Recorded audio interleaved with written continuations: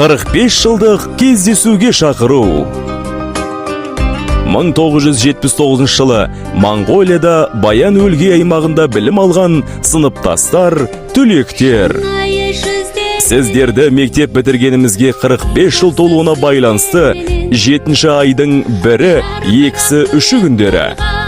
7 айдың 1-і күні 2024 жылы сағат 10:00-де Астана қаласы Мәңгілік ел даңғылы 65 республикалық бас мешітте кездесуге шақырамыз.